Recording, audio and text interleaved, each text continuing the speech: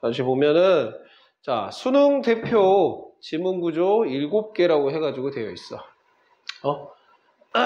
우리가 이제 지문을 읽을 때 제일 중요하게 생각을 해야 될 거는 중심 내용을 파악을 하는 거거든.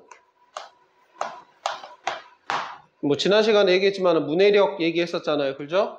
문해력이 좋아야만 이 글을 읽고 이 사람이 무슨 얘기를 하는지 안다 라고 얘기를 했었어. 자, 근데 그 문해력을 그럼 과연 어떤 식으로 기를 수 있을까라고 생각을 했을 때 아주 좋은 방법이 뭐냐면 글의 구조를 지문을 읽으면서 짐작을 하는 거야. 자, 무슨 말이냐면 어떤 내용을 전달하는 방식 자체가 예를 들어서 민성이가 민성이에 대해서 어떤 주장을 펼친다고 쳐봐. 얘는 과연 도라이인가 천재인가? 물론 여러분들은 다 도라이라고 알겠지만, 그죠? 근데 또 천재 같은 구석도 간혹 보일 때도 있습니다. 저렇게까지 공부를 안 하는데, 그지? 혹은 또 시우 노트북 해킹해준 거 이런 거 보면은 또 나를 웃자고 한 얘기인데 거기에 대해서 반응이 없으면 제가 뭔가 약간 민망해지는 상황이 되는데 괜찮니 시우야? 뭐 그런 것들 자기가 뭐 해킹 툴을 만들어가지고 뭐 이렇게 해킹도 해주고 그런 거 보면은 천재 같은 구석도 있기도 한데, 자, 거기에 대해서 주장을 펼칠 거 아니야. 그러면 민희는 아니다, 이 새끼는 그냥 또라이다, 그냥 하는 짓을 보면 안다. 우리가 프릭은 좀 그렇고, 뭐지? 너드라고 하는 게 맞을까요? 너드? 너드는 근데 약간 요즘에 이제 좋은 말로 순화가 돼가지고 너드남 이런 거 있잖아요. 너드가 약간 그건 너드가 아니에요. 넌 너드는 아니야. 너드로 하기엔 너드라는 표현이 너무 좋아. 아니 너드 원래 그냥 존명이 아니었는데. 알아. 원래는 찐따 그런 건데 원래 너한테 그게 제일 어울리긴 한데. 근데 찐따가 이제 요즘 너드라는 단어가 요즘에 좋게 쓰이는 것 같아서. 하여튼 뭐 그렇다고 칠 때 전달하는 방식이 크게 보면 한 7가지 정도로 나눌 수 있다는 말이야. 민성이가 찐따인가 천재인가, 이거에 대해서 만약에 주제를 가지고 얘기를 한다고 치면, 그래서 어떤 사람은 예시를 들어가면서 얘기할 수도 있겠지. 이런 경우가 있었다. 시우의 노트북을 해킹을 해주는 거 보면 얘는 그래도 자기만의 해킹 툴을 만들 수도 아는 나름 천재적인 구석이 있다. 예시를 들어가면서 사람을 설득할 수도 있겠고, 또 통념과 반박이라는 구조를 이용할 수도 있다 이거야. 이제 이거는 이따 가서 좀 더 설명을 하고, 그 다음에 문제가 있고 그 문제에 대한 해결책을 제시를 하면서, 그리고 원인에 대한 결과를 얘기를 해주면서, 그리고 비교 대조, 2가지 거를 비교하는 거죠. 그러니까 민성이를 얘기하면서 야, 시연이를 봐라. 너무 다르지 않냐. 저런 게 바로 그런 거다. 너와는 상반되지 않냐. 대조지 그러면. 그죠? 그렇게도 할 수도 있겠고, 열거. 민성이가 찐따인 이유 1, 2, 3, 4, 5 이런 식으로 해가지고 첫 번째, 두 번째, 세 번째, 그 다음에 시간 순서 혹은 과정에 따라서 민성이가 어렸을 때부터 이리이리 해왔고 초등학교 때도 지가 나름대로 열심히 공부를 했더라. 중학교 때는 이런 식으로 했더라. 초등학교 때 안 했는데 이 정도 하는 거 보면 대단한 거다. 뭐 이런 식으로 얘기를 한다든지. 그래서 주제를 가장 효과적으로 전달을 할 때 쓸 수 있는 구조가 총 7가지인데 그거를 여러분들이 지문을 읽으면서 확인을 하시는 게 이 사람이 무슨 얘기를 하고 있는지, 즉 우리가 문해력을 키울 수 있는 되게 중요한 방법이다라는 거야. 됐어요? 그러면은 자, 그래서 그 구조를 하나하나씩 좀 봐보도록 할 텐데, 자, 주제 예시 구조라고 한번 해볼게요. 그러면은 이거는 이제 밑에 보면은 이제 예시로 해가지고 이렇게 지문도 나와 있는데 한번 읽어보도록 하겠고, 이렇게 생겼다 이거야. 자, 한눈에 보는 지문 구조 해가지고 자, 여기 기억해야 될 표현들이 몇 가지가 있습니다. 자, 주제를 나타내는 표현에 있어서 자, 중심 소재와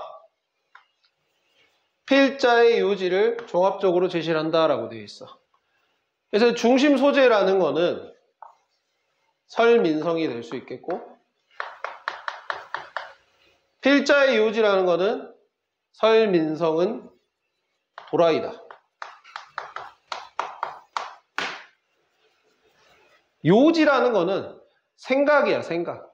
이 글 쓴 사람의 생각이야. 알겠어?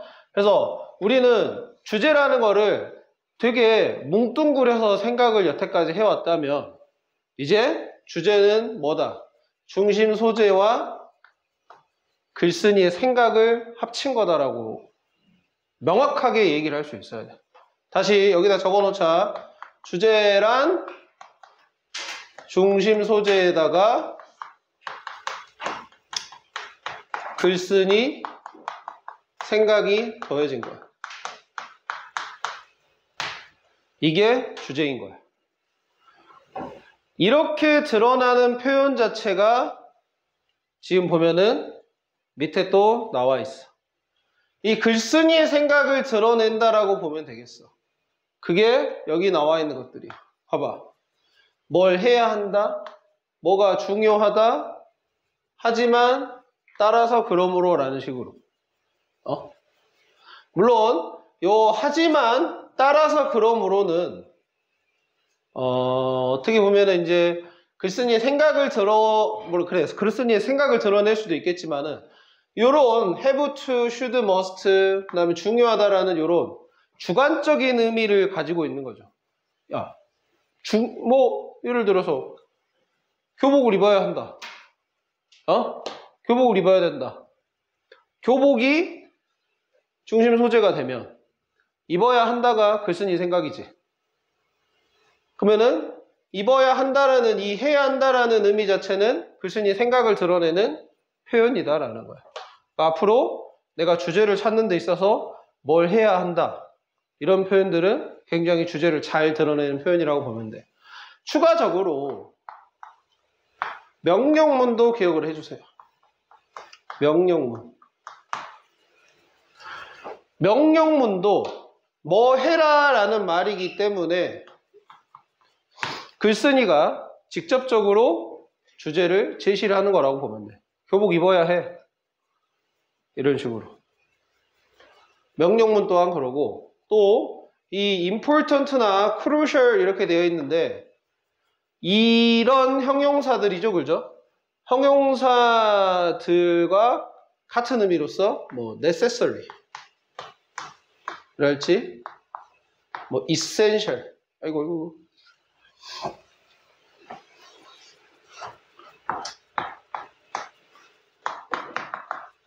essential이랄지 essential입니다. 너무 그렇게 인상 쓰지 마세요. 무서우니까. 이거는 필수적인이란 말이죠. 이건 본질적인이죠. 결국엔 다 뭐가 핵심이다, 뭐가 중요하다라는 식으로 얘기하는 표현들이야. 그리고 참고로 이런 형용사들은 이제 뭐 그냥 무작위로 쓰는 게 아니라 보통 이렇게 쓰겠지. It is 뭐 important 해서 뒤에 이제 보면 보통 진주어가 나오겠죠. 오케이? 이렇게 하는 게 중요하다. 누가 이렇게 하는 게 중요하다. 이게 중요하다라는 식으로. 알겠어? 요런 패턴으로 나오는 것이 그냥 무조건 다 important, crucial, necessary, essential만 단어만 보이기만 하면 그게 다 주점이다. 이렇게 생각하면 안 된다고. 알겠죠? 뭐가 중요하다, 뭐 하는 게 필수적이다, 뭐 하는 게 본질적이야 이런 식으로 얘기하는 문장이라면 주제를 나타내는 표현이라고. 됐죠? 자, 그래서 이게 주제문에서 주제를 담고 있는 부분에서 드러날 수 있는 표현이고, 자, 우리가 주제만 얘기할 수가 없어. 이 구조에서는 뭘 얘기한다고? 주제가 있으면은 그 주제에 대해서 이제 뒷받침을 해주는 거야. 주제에 대해서 설득이 될 수 있게끔 뒷받침을 해주는데 그 뒷받침하는 장치로서 뭘 쓴다? 예시를 쓴다 이거야. 이 첫 번째 우리가 보려는 구조는. 예시를 나타내는 표현들 봐봅시다. For example, for instance, such as, likewise, similarly. 오케이? 그리고 또 올 수 있는 게 suppose, 그 다음에 if, think about. 이런 표현들도 예시를 나타내주는 경우가 있어. suppose가 무슨 뜻이지? 추측하다. 그건 guess. 아, suppose가 뭔 뜻이었어, 얘들아? 주장하다. 그것도 guess. 가정이었잖아, 가정. 가정하다라는 말이잖아, 가정. 이거라고 가정해보자. 예시를 드러내는 거야. 오케이? 자, 민성이가 천재라고 한번 해보자.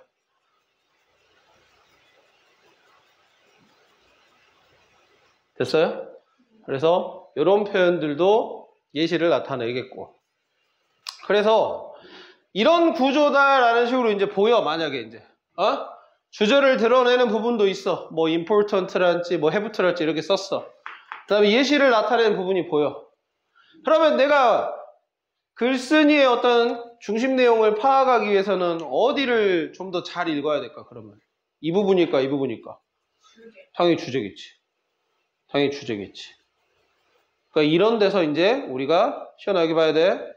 시간을 아낄 수가 있다, 이거야. 여러분들이 전에 이건 이제 알고 있어야 되는 게, 자, 이런 지문을 주고 주제를 찾으라는 문제를 내가 평균적으로 몇 분 안에 풀어야 된다 그랬냐면 1분 30초라 그랬어. 그럼 1분 30초라는 시간 자체는 굉장히 짧은 시간이기 때문에 여기서 몇까지 다 읽어 나가려면은 되게 시간적으로 촉박하다 그랬어.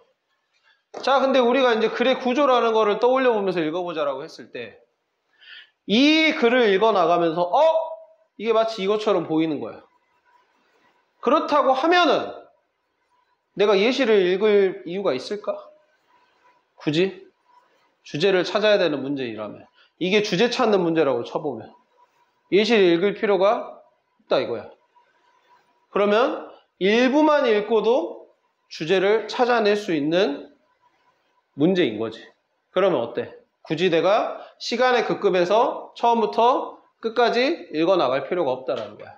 그래서 내가 뭐라 그랬어? 평균적으로 1분 30초가 걸리지만은 시간을 세이빙 할 수 있는 문제들이 있다 그랬지. 그래서 그런 문제들에서 아낀 시간을 어려운 문제에다 푸는데 그래서 맥시멈 3분까지는 쓸 수 있다고 얘기했었잖아. 그 논리가 여기서 이제 나오는 거야. 됐어요? 자, 그러니까 한번 봐보면은, 자, in order for us to be able to retain the valuable pieces of information. 자, 한번 읽어보자. 자, 우리가 뭘 보유하는 거예요. retain이라는 게 keep이라는 의미거든요. 계속 보유하고 갖고 있는 겁니다. 가치 있는 정보들을 보유할 수 있도록 하기 위해서 우리의 뇌가 잊어먹어야 돼. forget 해야 된대. 오케이? forget 해야 돼. inside out 생각하면 되는 거야. inside out 애니메이션 뭔지 알지?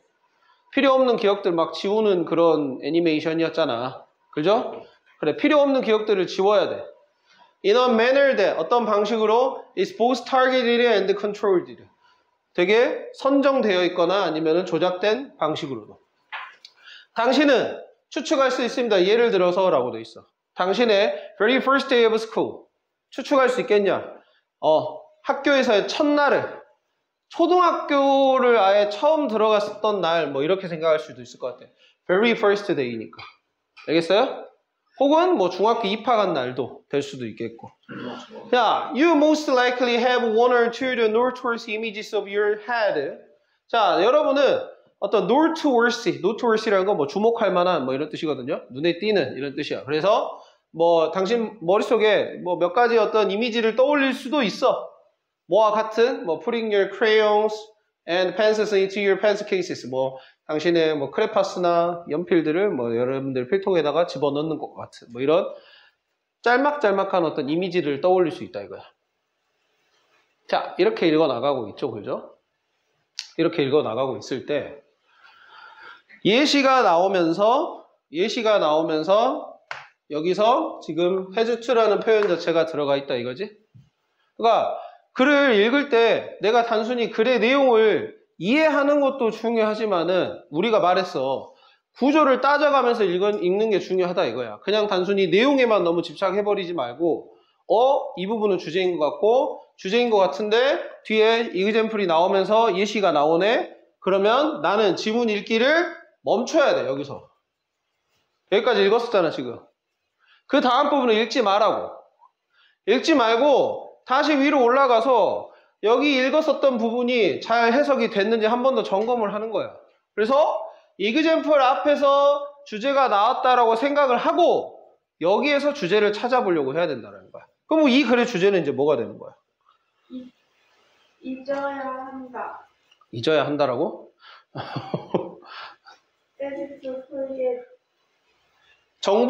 중요한 정보를 보관하기 위해서 뇌는 어째야 된다? 목표를 삼어져 있으면서도 통제된 방식으로 망각을 해야 된다는 거지. 잊어야 한다. 그러니까 잊어야 한다는 맞아. 나 앞에 내용 다 생략해버리고 그냥 잊어야 한다라고 하면 그냥 다 까먹어야 돼 우리가? 뭐 기억상실이야 우리? 아니잖아. 그지? 그건 또 너무 막연하게 얘기를 해버린 거지. 알겠어? 그럼 그게 주제인 거야. 그럼 그 내용을 생각을 해가지고 우리가 선택지에서 그것과 가장 관련된 선택지를 골라주면 된다 이거지. 오케이? 이런 패턴으로 푸는 게 우리가 문해력이 좋으면서 정확하게 풀 수 있고 거기에다가 시간까지 절약할 수 있는 방법인 거야. 됐어? 글의 구조 중요합니다. 자, 또 다른 글의 구조를 한번 봐봅시다. 이번엔 두 번째. 이번에는 통념과 반박인데 이제 이런 글은 이런 느낌이라고 생각을 하시면 돼요. 자, 통념과 반박은 자, 칠판 봐봐. 이런 느낌이라고 보면 돼. 대부분 사람들이 뭐뭐다 라는 식으로 얘기를 해. 첫 번째부터. 그러나 뭐는 아니다.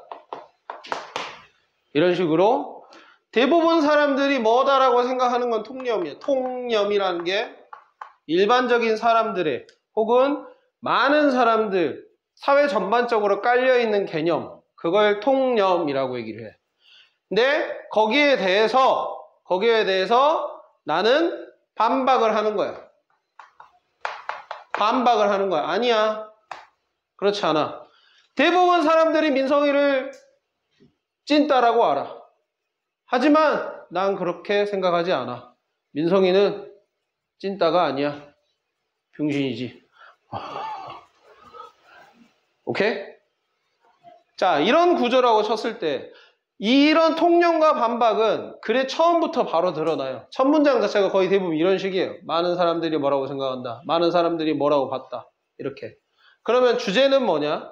주제는 반박된 이 부분인 거야. 여기가 주제가 되는 거야. 그럼 이 부분을 정말 정확하게 읽고 주제를 파악을 하는 거지. 이 부분을 정말 정확하게 읽고 주제를 파악을 하는 거야. 됐어? 그러니까 봐보세요. 일단 통념을 나타내는 영어 표현들을 좀 봐보면은 사람들은 종종 추정한다. assume이라는 단어가 추정하다죠. 그죠? 사람들은 종종 추정한다. 우리는 자주 뭐라고 듣는다. 또는 뭐 하는 것이 일반적이다. 전문가들은 뭐라고 말한다. 이런 표현들이 있어. 거기에 대해서 이런 문장이 끝나고 나서 자, 이런 표현들을 쓰면서 반박을 하는 거야. 그러나 익숙하죠? however. 자, yet. 여러분들 yet. 그러나를 대신할 수 있는 표현인 거야. 근데 어떻게 써? yet은 이때. 그거는 아직이라는 의미를 쓸 때 쓰는 거고 이 yet이 그러나라고 사용이 될 때는 문장 맨 앞에 씁니다. yet. 이렇게 해가지고 혼자 써요. 혼자. 이 그러나 yet은 이렇게 쓰는 거야. 문장 맨 처음에 대문자로 시작을 하면서 뒤에 쉼표를 이렇게 찍어줘. 오케이? 이렇게 쓰면 그러나야. 문장 맨 뒤에 써있는 yet이 아니라, 알았어요? 그러나 또 still. 그럼에도 불구하고 민성이는 찐따다. 그럼에도 불구하고 좋은 점이 있다. 이렇게. 자, 이거랑 같은 표현이 여러분들 이거 표현 본 적 있을 때도 있죠. nevertheless. 이거 단어장에도 나오는 표현인데 never, 더, less. 이거 붙여 쓰는 거예요. 한 단어예요. 본 적 있죠? 그죠? nevertheless. 외운 적도 있을 겁니다. 그럼에도 불구하고. 그 다음에 nonetheless. 그렇다 하더라도. 사실상 이거랑 똑같은 표현입니다. 의미가 같은 거예요. 그냥 우리말로 조금 살짝만 다르다고 놔둔 거지 똑같은 겁니다. nevertheless, nonetheless, still 똑같은 거예요. 자, in contrast. 그에 반해서. 그 다음에 on the other hand. 반면에. 오케이? 이런 식으로 앞에 우리가 보통 추정하는 거, 전문가들이 말하는 거 이런 것들을 부정을 하면서 내 생각은 이거야. 라는 식으로 드러내는 패턴이다 라는 거야. 그랬을 때 주제는 반박한 이 부분이다. 그러니까 이런 표현들 다음에 주제가 나온다 이거야. 그럼 봐봐. 샘플을 보자. 봐봐요. 자, 19년 6월 거네요. 이번에는 1학년 거였습니다. 자, people often say, assume. 사람들이 종종 추정한다. 아까 봤었던 표현이지, 그지? 사람들이 종종 뭐라고 추정하냐? 칠판 보세요. erroneously. 어떻게 근데? error잖아, error. 잘못 추정한다라는 거야. 뭐라고 잘못 추정해? 탄자니아의 하자족의 성인들인 거야. 이 성인들이 모른다 이거야. 뭘 몰라? How to solve an algebraic equation. 방정식을 몰라. 방정식을 모르는 거야. 방정식을 풀 줄을 모르지만 he must be less intelligent than we are. 방정식을 모른다면이겠네. if가 있었구나. 방정식을 푸는 줄 모른다면 그는 우리들보다 덜 똑똑하다. 인텔리전트가 똑똑하니까. 덜 똑똑한 게 틀림없다라고 추정을 한다 이거야. 왜냐면은 아무래도 뭐 탄자니아라는 거 아프리카에 있는 지역이죠. 하자족이라고 했다면 우리가 잘 알 수 없는 그런 어떤 소수민족일 거란 말이야. 그럼 그런 지역에 살고 있는 사람들은 뭐 학교 교육이나 이런 걸 잘 못 받을 수도 있지. 그러면 뭐 방정식 푸는 걸 알겠어? 모르겠잖아. 그지? 그러면 저 방정식을 풀 줄 아냐 모르느냐를 가지고 인텔리전트 하냐 아니냐라는 걸 우리는 말한다 이거야. 자, 그런데 yet 해 있어. 그러나 뭐라고? There's no evidence. 뭐가 없다. 증거가 없다. 그죠? suggest 할 수 있는, 뭐라고 suggest 하는, 제시할 수 있는. 사람들이 from some cultures, 몇몇 문화권에서 온 사람들이, 칠판 보세요. 계속 고개 숙이지 말고, are fast learners and 더 빠른 학습자이고, and people from other, 다른 문화권에서 온 사람들이 are slow learner, 더 처지는, 느린 학습자라고 보여줄 만한, 제시할 만한 그런 증거들은 없다 이거야. 그래서 이 사람이 The study of cooperative cultures, 비교 문화에 대한 어떤 연구는 우리에게 뭘 가르쳐 주냐? People in different cultures, 다른 문화권에 있는 사람들이 다른 문화적 내용들, 태도나 가치나 관념이나 행동적인 패턴 이런 것들을 배우고 그 다음에 또 뭐라고? 대절이 또 나오죠? They accomplish this. 이거를 성취한다. With similar efficiency. 비슷한 효력으로 성취한다. 이거야. 그러니 이 글에서는 앞에서 얘기했었던 어떤 하나의 방정식을 아냐 모르느냐 이걸 가지고 사람들의 지적인 능력을 평가할 수 있는 게 아니라 문화권마다 다르다 이거야. 문화권마다 어떤 문화, 그러니까 문화권별로 해가지고 어떤 문화는 더 빠른 학습자고 어떤 문화는 더 느린 학습자다 이런 식으로 얘기를 할 수가 없다 이거야. 그런 식으로 통념에 대해서 반박을 하는 거지. 그래서 반박을 통해서 일어나고 있는 내용 자체를 정확하게 판단을 하시면은 그게 주제가 된다 이거지. 그래서 문화권별로 학습자의 속도가 다를 뿐이지 절대적인 기준으로 빠른 학습자, 느린 학습자를 구별할 수 없다. 이게 이 글에서 또 얘기하는 바인 거야. 됐어요? 그렇게 정리를 하는 게 뭐야? 우리가 문해력을 길러가는 과정인 겁니다. 됐어요? 자, 제 말을 튕겨내시지 마세요. 졸음과 사투를 하시느라. 알겠죠? 현지 너는 느낌이 근데 불안하다. 민성아, 책 읽는 거 좋아하니? 책이요? 제가 좋아하는 분야만 책. 그래? 책은 읽니 그래도? 당연하죠. 알겠어요. 다행이네 그럼.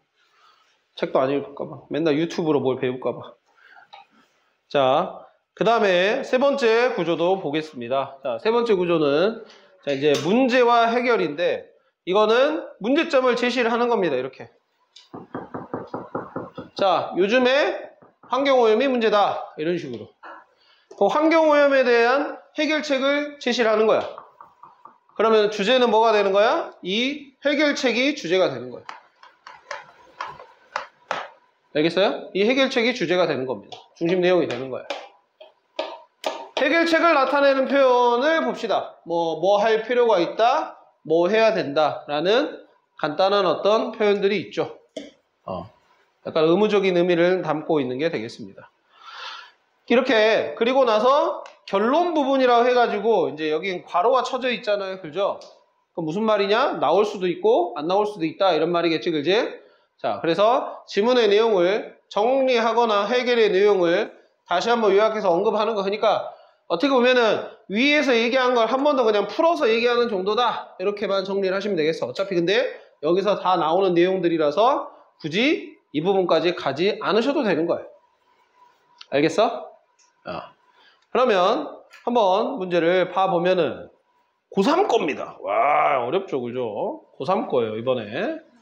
자, 보시면은 more often than not. 자, modern parents are paralyzed. 마비가 돼요.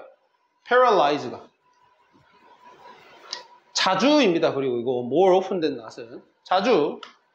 현대의 부모들은 마비가 돼요. 뭐에 마비가 되냐? The fear에 마비가 돼요. fear가 뭐예요? 공포죠. 두려움이죠. 어떤 공포냐? 이렇게 해가지고 that 뒤에서 뭐냐? fear에 대해서 설명을 하는데 저 that은 접속사고 보통은 이건 다 동격절입니다. 동격절. 알겠어요? 동격절. 어떤 공포냐? 그들이 no longer be liked or even loved by their children. 그들이 좋아함을 받는 거죠. be liked니까. 그죠? 수동태로 읽어야 되잖아. 그지? 좋아함을 받거나 사랑받지 않는 거야. no longer가 붙었어요. 그죠? no longer. no longer가 뭐야? 더 이상 뭐가 아닌 이런 말이었잖아. 그죠? 우리가 지문에서도 자주 봤었던 표현이야. 더 이상 좋아함을 받거나 사랑받지 않을 것 같아. 아이들한테. 만약에 어쩌면 그들이 scold 한다면, 그들을 꾸짖으면, 아이들한테 꾸짖어. for any reasons. 어떤 이유에 대해서 꾸짖게 되면은 애들이 더 이상 나를 좋아하지 않을 것 같다라는 두려움에 마비가 돼. 이렇게 된다 이거야. 됐어요? 그래서 이런 문제가 있어. 그러면 이제 문제는 뭐가 되겠냐? They want their children's friendship above all. 그들의 아이들의 우정을 무엇보다도 중요하게 여겨. 무엇보다도 원하고 기꺼이 뭐 할 수 있어? 존경을 희생할 수도 있어. 그것을 얻기 위해서. 여기서의 우정이라는 거는 아이들과 아이들 사이의 우정이 아니라 아이들과 부모와의 우정인 거야. 애착관계를 말하는 거지. 그거를 위해서면 아이들이 나를 위해서 존경하는 거, 그걸 버릴 수도 있다 이거야. 나에게 존경심을 품은가? 그걸 버릴 수도 있어. 근데 뭐다? 이게 좋지가 않다. 이게 뭐야? 이게 문제인 거야. 부모로서 아이를 양육하는 데 있어 아이에게 애정을 못 받을까봐 아이를 꾸짖지 못하는 거. 이거 문제다 이거야. 이 사람은 그렇게 지적을 하는 거야 지금. 이 부분이 문제인 거야. 자, 그럼 그 문제에 대해서 뭐라고? 모든 부모들은 그러므로 이런 단어도 그러니까 중요하지. 그러므로 뭐 할 필요가 있다 이거야. 뭐 할 필요가 있다 이겁니까? Learn to tolerate the momentary anger. 네, tolerate는 뭐 참다 이런 뜻이죠. 참아요. momentary한 anger면은 순간적인 화를 참고 even hatred directed toward them by their children. 또는 뭐 hatred 이것도 증오 이런 뜻이야. 되게 화를 넘어서는 굉장히 더 아주 정말 막 싫어하는 감정 있잖아요. 그죠? hatred. directed 향해진 감정이 어디? 그들에게 아이들에 의해서 그들에게 향해진 그런 증오 같은 것도 참아야 돼. 그러니까 부모로서 분명히 아이한테 뭐라 할 수 있으면 아이가 막 표정 안 좋아지면서 이럴 수도 있잖아. 엄마 싫어! 막 이럴 수도 있고. 근데 그거를 참아야 돼. 참는 거를 배울 필요가 있어. After necessary corrective actions has been taken. 뭐한 뒤에? 필요한 어떤 수정된 행동들이 발현이 된 이후에 as the capacity of children to perceive or care about long-term consequences is very limited. 뭐 그런 아이들의 능력, 그런 걸 인지하거나 혹은 장기간의 결과 자체를 신경 쓰는 능력 자체가 매우 제한되었기 때문에. 이게 무슨 말이야? 아이들이 그런 거를 인지를 해. 화에 대해서 부모에 대해서 순간적으로 막 화가 날 수도 있잖아. 그런 거를 막 인지를 하고 그런 거를 장기간에 걸쳐서 막 이렇게 결과로서 나으려고 하는 그런 능력 자체, 신경 쓰려는 능력 자체가 없어. 애들은 그냥 순간 화나면 끝난 거야. 그 이후로는 없어 뭐. 엄마 그러면 계속 좋아하고 막. 오케이? 그러니까 이런 거다라는 식으로. 그래서 이렇게 참을 필요가 있다는 거야. 아이들이 순간적으로 나한테 화를 낸다 하더라도 그게 순간적인 거지 이게 계속 지속적으로 가져갈 게 아니다. 가져갈 게 아니니까 나는 그거가 무서워서 애들한테 올바른 길로 갈 수 있게끔 꾸짖거나 이런 것들을 무서워서 못하면 안 된다 이거야. 이게 또 이 글에 대한 내용이었겠어. 됐니? 오케이. 이런 식으로도 주제를 드러낼 수가 있겠습니다. 자, 네 번째도 한번 봐볼게요. 네 번째. 자, 원인과 결과입니다. 자, 그거를 해서 피가 안 통해갖고 나중에 절단하는 게 목표죠. 네가 왜 여자 머리끈을 가지고 있어? 그건 뭐예요? 볼펜이 있는 거라고? 누가 봐도 여자 머리끈 같이 지금 여자의 이응자랑도 어울리지 않는 놈 말이야. 자, 그 다음입니다. 자, 원인과 결과입니다. 자, 원인과 결과는 이제 알겠죠? 어떤 느낌인지. 원인에 대해서 결과를 제시를 하는 겁니다. 원인에 대해서 결과를 제시하는 거야. 이 부분은 어느 하나가 주제가 될 수가 없습니다. 어떤 지문은 이게 주제라고 얘기할 수도 있고 어떤 지문은 이게 주제라고 될 수도 있어. 이건 선택지를 보고 여러분들이 결정하는 거야. 알겠어요? 선택지를 보고 원인에 대해서 뭔가 드러내고 있는 선택지라면 그걸 택하시고 결과에 대해서 드러내는 선택지가 있으면 그걸 택하시고 알겠어요? 그래서 원인과 결과 둘 중에 둘 다 주제가 될 수 있는 부분이 되겠어요. 근데 그 원인과 결과를 정확하게 파악을 하시는 게 중요하겠죠. 예? 자, 일단 원인을 드러내는 부분은 뭐 때문에라는 식의 표현인 because of나 because, as, since, due to 이런 표현들이 있겠고요. 그 다음에 result from이나 be caused by 뭐에서 비롯되다라는 표현도 있겠습니다. 알겠어요? 뭐에서 비롯되다. 근데 이제 result from 얘기가 나와서 그런데 자, 요거를 좀 정리해 놓게요.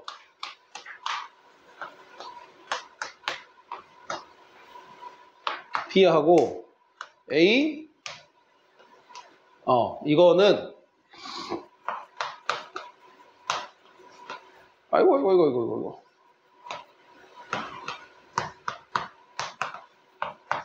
이거랑 같다고 적어 놓으세요.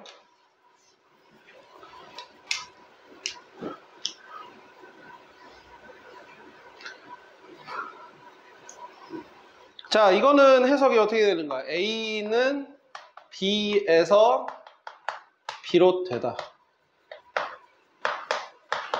가 된다면, 이제 이거는 밑에는 뭐다? B는 A를 발생시킨다. 이런 의미겠지. 일으키게 하다라는 말인 거야.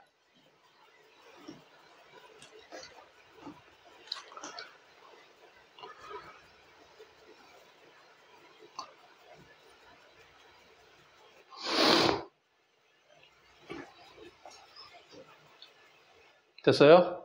자, 그래서 일단은 원인 부분에 이런 식으로 나오고 거기에 대한 결과, 그러므로 다 그러므로입니다. 알겠어요? 다 그러므로예요. 알겠죠? Thus, so, hence, therefore, consequence, consequently 다 그러므로 라는 표현이 되겠습니다. 그러면 자, 역시나 한번 샘플 한번 봐보죠. 자, research has confirmed that athletes are less likely to participate in unacceptable behavior than are other non-athletes라고 되어 있어요. 연구는 뭔가를 확인을 했는데, 뭘 확인을 한 거냐? 운동선수들이 덜 참여할 가능성이 있다는 거야. 참여할 가능성이 낮다 이겁니다. 어디에? 바람직하지 않은 행동들에 참여할 가능성이 더 낮다라는 거예요. 비운동선수들보다도. 그러니까 운동선수들이 뭔가 더 도덕적으로 행동할 가능성이 더 크다 이거겠죠. 자, 그러나 moral reasoning and good sporting behavior seem to decline as athletes progress to higher competitive levels. 이런 도덕적인 추론, 도덕적으로 생각하는 거예요. reasoning이라는 것 자체가 이제는 앞으로 생각하는 과정을 얘기하는 거예요. 생각하는 과정. 앞에 여기 보세요. 그리고 왜 이렇게 남학생들 이렇게 고개를 숙이십니까? 왜? 이게 글씨가 잘 안 보이나요? 아니면 아래 글씨가 더 보기에 편하셔서 그런 거예요? 여기가 더 보이네요. 뭐 이게 더 보기 편하다고? 아니면 그 밑에가 더 보기 편하다고? 아래요. 뭐 알아서 해라 그래. moral reasoning이요? 도덕적 추론, 도덕적 생각. 아니 그 리즈닝. reasoning 추론, 생각하는 거. 뭐 분별력이라 읽을 수도 있겠고요. 그것과 그 다음에 좋은 sporting behavior. 이거는 좋은 어떤 운동선수적인 행동을 말하는 거예요. 이거 좋은 운동선수적인 행동이면 보통은 공정한 경쟁을 하는 행동을 말하는 거예요. 내가 약물을 쓰지 않다든지, 부정적인 방법을 통해서 남을 이기려고 한다든지, 뭐 이런 게 아니라 내 능력을 높여가지고 이기려는 거. 그게 좋은 스포팅 비헤이비어를 말하는 건데, 이런 두 가지가 디클라인 하는 것처럼 보인다 이거야. 쇠퇴하다, 쇠락하다라는 말인 거야. 그러니까 이런 걸 안 한다 이거지. 이런 두 가지를 안 해. 뭐 함에 따라서 애틀레트가 어디로 발전함에 따라서, 어디로 나아감에 따라서, 어디로 나아가? 더 높은 경쟁적인 수준에 나아감에 따라서. 그러니까 어렸을 때 뭐 유소년이라고 보통 얘기하지, 그지? 뭐 선수들, 어린애들 같은 경우에는 이런 것들이 잘 지켜지는데, 뭐 예를 들어 성인이 돼가지고 뭐 국가대표를 뽑는다든지, 혹은 국가대표가 돼가지고 나중에 뭐 올림픽에 나간다든지, 막 이런 식의 어떤 굉장히 높은 수준의 경쟁에 올라갔을 때는 요 두 가지 것들이 낮아진다 이런 거예요. 그래서 왜 올림픽에서 우리가 뭐 해요? 계속 올림픽에서 우리가 올림픽 대회 열 때마다 여러분들 뭐 하냐면 그냥 무작위로 선수들 뽑아가지고 도핑 테스트를 한단 말이에요. 이 사람이 약물을 썼나 안 썼나, 운동 능력을 높여줄 수 있는 약물을 조금이라도 썼나 안 썼나, 그거를 확인을 한다는 거야. 그러니까 운동선수들은 감기약 이런 거 못 먹죠. 감기 걸리면 감기약 못 먹어요. 왜냐면 거기 감기약 성분에 그런 도핑 테스트에 걸릴 수 있는 성분들이 들어있기 때문에 나중에 문제가 될 수 있어서 못 먹죠. 네. 부분적으로는 그게 뭐 때문이냐면 높아진 어떤 강조, 승리에 대한 이겨야 돼 이런 마음 때문에. 그래. 그러므로 이게 원인이야. 그래서 이게 원인이야. 그러므로 winning can be double-edged sword in teaching character development라는 거야. 승리라는 거, 우승이라는 거 자체가 양날의 검이다라는 겁니다. 이제 double-edged sword, 양날의 검. 이건 아주 비유적인 표현이죠, 그죠? 양날의 검은 뭘 얘기하는 거야? 나한테 해를 할 수 있고 저한테도 해를 아니지. 상대한테 나한테 득이 될 수도 있지만 해도 될 수 있는 거. 그러니까 상대한테 해를 가할 수 있으니까 나한테 득이겠지. 이기게 만들어주니까. 동시에 나한테도 해를 입힐 수 있는 거야. 칼이 양날이니까. 상대가 나한테 칼을 이렇게 하게 되면은 내 몸에도 이제 상처가 있게 되잖아. 그지? 오케이? 그걸 갖다가 double edged sword라고 얘기합니다. 뭘 가르치는 데 있어서요. 캐릭터 디벨롭먼트니까 성격 발달을 가르치는 데 있어서. 그러니까 뭐야? 너무 어렸을 때부터 예를 들어 승리에 대한 어떤 중요성만 가르쳤다고 쳐봐. 그럼 이 아이는 나중에 커가지고 높은 수준의 어떤 경쟁 수준이 올라왔을 때는 moral reasoning이랄지 good sporting behavior를 아예 생각을 안 할 수도 있어. 그냥 이기는 것만 맹목적으로 바라다 보니까 이런 것들은 다 무시가 돼도 되는 거구나라는 식으로 여겨질 수 있다 이거야. 그런 결과를 낳아버릴 수도 있다 이거지. 오케이? 그러기 때문에 어떻게 해야 된다. 이런 것들도 잘 가르쳐야 된다. 뭐 이런 얘기를 하겠죠 그러면. 이런 것들도 잘 가르쳐야 된다. 너무 승리에 대해서 맹목적으로 중요성만 주입하면 안 된다. 성격 발달을 하는 데 있어서. 그렇게 얘기를 하는 지문이라고 우리가 판단할 수 있다. 원인과 결과를 종합해가지고도 주제가 그러니까 드러나지는 거야. 알겠어요? 원인은 뭐다? 승리에 대한 너무 강조를 하는 나머지 그래서 이 하는 나머지 뭐가 우리가 공정하게 어떤 도덕적으로 이겨내는 그런 생각이나 이런 것들을 못하게 된다 이것이. 네. 지금 영상을 찍고 있어가지고요 제가. 가셔도 됩니다. 네. 자, 그런 얘기가 될 수 있겠습니다. 이런 식으로도 지문 전개가 되겠어. 자, 다섯 번째는 비교하고 대조인데, 이제 비교 대조는 보통 대상이 두 개가 나와요. 그래서 비교는 뭐 하는 거겠어요? 비교는 같은 점을 말하는 게 비교죠. 같은 점을 말하는 게 비교예요. 공통점을 말하는 게 비교죠. 오케이? 그리고 대조가 차이점을 말하는 거고요. 오케이? 그렇게 해서 비교와 대조를 보통은 하나만 합니다. 하나만 하는 경우가 많아요. 같은 점들만 얘기하거나 아니면은 지문 내내 다른 점들만 얘기하거나 그런 경우가 많습니다. 보면은 자, 그래 구조라는 게 이런 식으로 생겼어요. 일단 중심 소재만 드러냅니다. 중심 소재만 이렇게 드러내고 거기에 대한 대상에 대해서 첫 번째 대상에 대해서 세부 설명하고 두 번째 대한 대상에 대해서 설명을 하는데 이 두 개의 대상이 비슷한 것일 수도 있고 다른 것일 수도 있다 이거야. 오케이? 그러면 이제 비슷한 것이면은 이것과 이것의 유사점, 차이점을 얘기한다면 이것과 이것의 차이점 이런 식으로 해가지고 주제가 드러나는 거예요. 설민성아, 알았니? 눈 예쁘게 떠라. 존나 못생겼으니까. 자, 그래서 비교를 나타내는 표현은 비슷한 점을 말해야 되니까 similarly, likewise 이런 표현들이 있겠고요. 대조를 나타내는 거는 우리가 많이 봤던 표현들이 지금 보이죠? 근데 거기서 추가적으로 지금 볼게 on the contrary, 이건 앞에서 안 나왔었던 거예요. 뭐뭇에 반해서, 반면에. 그리고 while과 whereas 같은 경우에도 뭐인데 반해서 라는 식으로 해가지고 차이점을 나타낼 때 쓸 수 있는 표현입니다. 자, 밑에 지문을 한번 봐보죠. 자, 뭐라고 얘기를 하고 있는가? Ideas about how much disclosure is appropriate vary among cultures라고 되어 있습니다. 생각입니다. 개념입니다. 뭐에 대한 생각이냐면 얼마나 많은 노출이야, disclosure가 적절한지는 문화마다 다르다라는 식으로 되어 있어요. 여기서 뭐 노출, 이거는 개인정보를 드러내는 걸 말하는 거예요. 개인정보를 남한테 드러내는 것 자체가 얼마나 많이 드러내는 게 적절한지는 문화마다 다르다라는 거야. 그래서 미국에서 태어난 사람을 얘기를 하고 있어.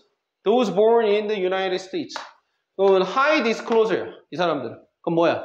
이 사람들은 낯선 사람에게도 자기에 대한 얘기를 쉽게 할 수 있는 사람인 거야. 나 누구고, 나 어디 살고 있고, 나 근데 뭐 어떤 요즘에 뭐 문제가 있고 뭐 이러면서 뭐 이런 식으로 쉽게 막 대화를 할 수 있는 사람인 거야. 이런 사람들은 이제 뭐 어쩌고 저쩌고 이런 얘기를 해.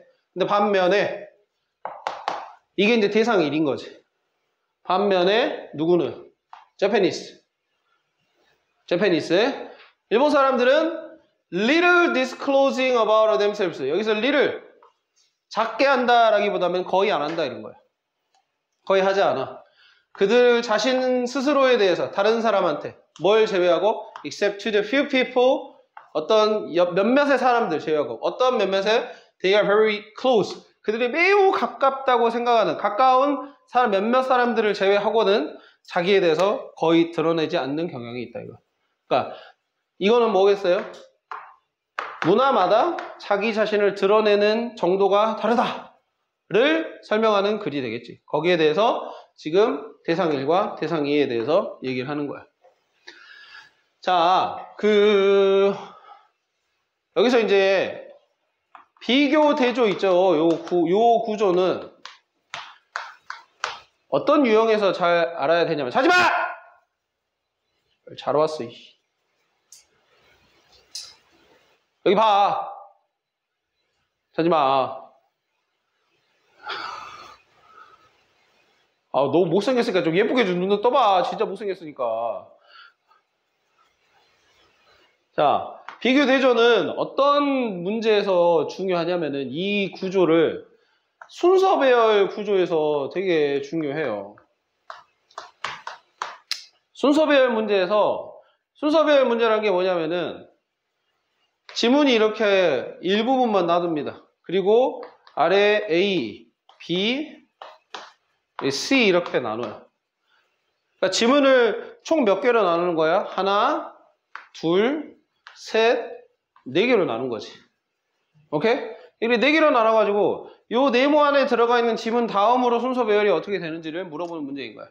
그럴 때 요 비교 대조 구조에 속해 있는 지문이 굉장히 요 순서 배열로 만들기가 좋죠. 문제로 만들기가. 왜 그러냐면은 뭐 A 같은 경우가 여기와 연결된 뭐 소재에 대해서 소개하는 거라면 여기가 대상 두 번째 이야기, 여기가 대상 첫 번째 이야기 이런 식으로 나눌 수도 있잖아.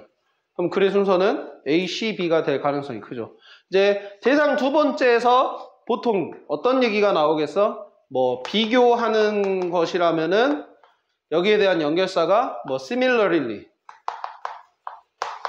이런 식으로 나온다든지, 대조라고 한다면은 뭐 however 이런 식으로 나와가지고 1번과 비슷한 점인지 다른 점인지 나타낼 수 있는 연결사가 있겠지, 그지? 설민성아, 내가 무슨 말하고 있게 네 말로 풀어서 얘기해봐.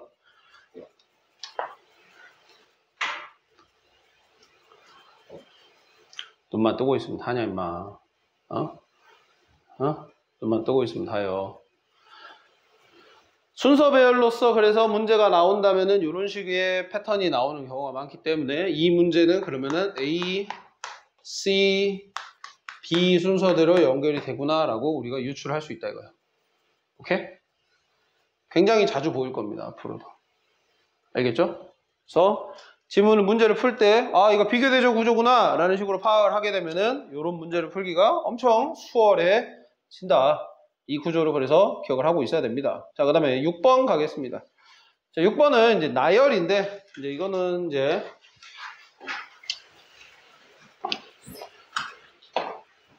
네, 중심 소재에 대한 특징이나 요소들을 쭉쭉 나열한 겁니다. 자, 나열하는 것에 대한 표현 자체 봐볼게요. 자, 보세요. 첫 번째, also. 그 다음에 뭐 이외에도 moreover, furthermore, 여기다 추가를 하자면은 뭐 besides 이런 표현도 있겠죠. 오케이?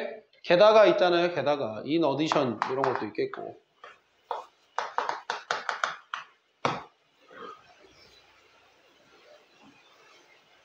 그 다음에 뭐 이런 것도 될 수도 있어. 뭐 first, next, then 이런 표현들도 우리가 뭐 finally 이런 것도 있겠죠, 그죠? 이런 표현들도 열거, 나열을 나타낼 수 있는 표현이 되겠습니다. 좀 쓰면서 잠이라도 깨고 그래주면은 참 좋겠네. 능동성이 물론 없는 건 저도 알지만 시키는 거라도 좀 하세요. 알겠어요? 맨날 그렇게 가만히 있고 고무줄만 뺏으니까 잠이 오지 새끼야. 예?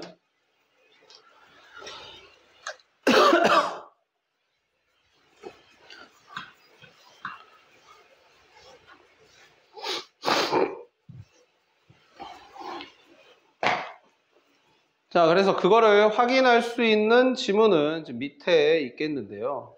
밑에. 여기 보면은 이제 요거는 이제 글의 문제 유형으로 봤을 때는 이 지문은 어떤 인물에 대한 막 소개를 하고 있는 거예요. 오케이? 인물에 대한 소개인데 이런 지문은 보통 사실 일치 문제로 많이 냅니다. 다음 중 이 지문의 내용과 일치하지 않는 것을 고르세요. 그래서 이 사람의 정보에 대해서 5가지로 선택지를 만든 다음에 찾아보라 라는 식으로 보통 문제가 나오는데, 그래서 이런 식의 구조도 있겠고, 물론 그런 유형으로 낼 수도 있겠지만은 아까 말했던 대로 내가 뭐 민석이는 찐따다, 첫 번째 뭐 때문에, 두 번째 뭐 때문에, 세 번째 뭐 때문에, 이런 식으로도 어떤 나열을, 그 근거를 나열을 쭉쭉쭉 해내는 구조도 있겠습니다. 알겠죠? 그래서 이런 거는 그냥 굳이 지문을 읽고 뭐 주제를 찾거나 그럴 필요는 없는 지금 지문이라서 이거는 그냥 이런 게 있구나라는 식으로 그냥 보고 넘어갈게요. 일단 나열 구조도 있다. 그 다음에 이제 마지막입니다. 마지막 구조는 이제 시간 순서나 뭐 과정 순서를 나타내는 건데, 자, 이것도 지금 보면은 바로 이제 내려가 보면은 우리가 보통 26번이라고 얘기하거든요. 26번에 그 일치 문제라고 볼 수가 있겠어요. 이것도 사라 브리드러브라는 요 사람에 대한 태어나서부터 몇 살 때, 몇 년도에, 그리고 나서 이런 식의 어떤 시간 순서대로 쭉 이 사람을 풀어서 이 사람에 대한 주요 내용들을 설명을 해준 글이라고 보시면 되겠고, 뭐 이런 글도 뭐 주제를 찾는다라기보다는 중요 정보들, 하나하나의 어떤 세부 정보들을 파악을 하는 문제로서 많이 내는 게 되겠고요. 그리고 또 이제 그런 게 있겠죠. 저 보면 시간순, 과정순이라고 되어 있는데, 이 과정이라는 거는 거기다가 적어 놓을까요? 아니다. 그래. 이 과정이라는 것 자체가 보통 인과 과정을 많이 얘기하는 거거든요. 인과는 원인과 결과를 말하는 거예요. 알겠죠? 원인과 결과를 말하는 거고, 요 원인과 결과는 보통 우리가 43번부터 45번에 해당하는 이제 거의 마지막 부분이죠. 그죠? 모의고사에서는. 마지막 부분에 해당하는 그 장문독해 파트가 있어요. 장문독해 파트에 그 순서 배열 문제가 항상 들어가거든요. 순서 배열. 이 순서 배열 문제를 푸실 때 꼭 생각을 해봐야 될 부분입니다. 이야기처럼 인과관계를 통해서 순서를 배열을 해야 되거든요. 항상 이 3번부터 45번 질문은 이야기야, 이야기. 누가 주인공이 2명이 나와가지고 그 주인공 사이에서 벌어지는 이야기를 길게 좀 써놓은 글이 되겠고, 그거를 순서 배열을 꼭 해야 되거든요. 그래서 그 문제를 푸실 때는 이 과정 순서를 항상 따져가면서 풀어야 돼요. 알겠죠? 그래서 그런 내용이 되겠습니다. 그래서 사실 근데 이제 뒤에 구조로 갈수록 조금은 특히나 6번, 7번과 같은 나열 구조 있잖아요. 그죠? 이런 문제들은, 이런 구조에 속하는 지문들은 사실 여러분들이 거의 잘 틀리지 않아요. 이제 공부를 좀씩 하다 보면. 그러니까 우리가 이제 사실 여기 파트에 지금 포함이 되어 있지 않지만은 사실 여기 앞에 파트에 보시면요. 여기에 지금 교재에 나와 있는 부분이거든요. 글씨가 좀 작아서 잘 안 보이는데 18번부터 해가지고 번호 순서대로 해가지고 유형이 어떤 식으로 나와 있는지 보여주는 거예요. 근데 지금 봐보시면은 네, 목적, 심경, 그 다음에 20번부터 22, 23, 24번까지는 이제 거의 하나의 유형으로 보셔도 됩니다. 주제를 찾는 거예요, 주제를. 봐봐요. 주장 파악하기, 요지 파악하기, 주제 파악하기, 제목 파악하기 이렇게 되어 있죠. 다 중심 소재를 물어보는 거예요. 요거에 이제 한 유형이라고 볼 수도 있겠고. 그 다음에 도표 정보 파악하기, 세부 정보 파악하기, 안내문 정보 파악하기. 요거 세 개를 갖다가, 요거 네 문제거든요. 요거 네 문제는 또 이제 내용 일치 문제. 내용과 일치하는 거, 일치하지 않는 거를 고르는 문제라고 볼 수 있겠어요. 오케이? 요렇게 한 유형이라고 볼 수 있겠고. 그 다음에 어법상 틀린 거, 어휘 적절한 거 고르는 거 하나씩. 그 다음에 빈칸 완성하는 거, 흐름과 관계없는 문장, 순서 배열, 그 다음에 문장의 정확한 위치를 찾아가지고 집어넣는 거. 요약문, 그 다음에 다시 장문 독해라고 나와 있지만은 41번부터 45번까지 장문 독해라고 나와 있지만은 이거는 다른 유형이 아니라 앞에서 확인했었던 제목, 어휘 파악하기나 빈칸 추론, 그 다음에 순서 배열, 그 다음에 지칭 대상 추론하는 거, 세부 정보 파악하기 해가지고 나눠보면은 유형 자체가 총 한 13개에서 4개 정도 돼요. 13개 정도, 4개 정도 되는데 이 유형들이 각각 전부 다 난이도가 동일한 게 아니다고.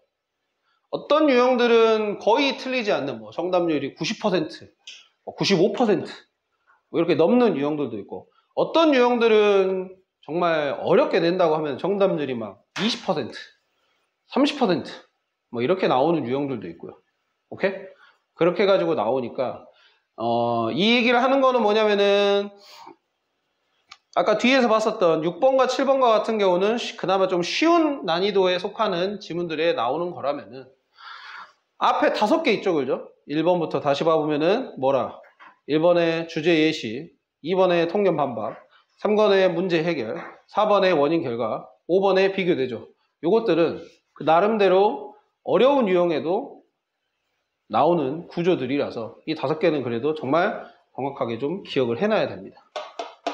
그래야만 이거 구조가 뭔지 생각을 하면서 내가 지문을 어떤 부분은 좀 더 중요하게 읽어야 되고 어떤 부분은 좀 빼고 읽어도 되고 이런 식의 어떤 힘주기가 가능하다는 거야. 힘을 줘서 읽고 힘을 풀고 읽고 이런 식의 어떤 읽기도 가능하니까. 물론 이제 여러분들은 아직까지 한 번도 지문을 뭐 읽어보고 풀고 막 걸어본 적이 없어가지고 그러긴 하겠지만은 오늘 수업에서 그러니까 기억을 해야 될 건 뭐냐면은 자 구조에 따라서 중요한 부분이 있다는 거야. 중요 부분이 존재한다 이거거든요. 그래서 존재하니까 이 중요 부분이 존재하는 거를 정확하게 찾아서 이 부분만 엄청 이렇게 세심하게 읽어내려는 습관이라고 얘기해야 될까요? 그런 습관을 좀 기르려고 해야 돼. 내가 의식하면서 그러니까 읽어야 되지, 사실.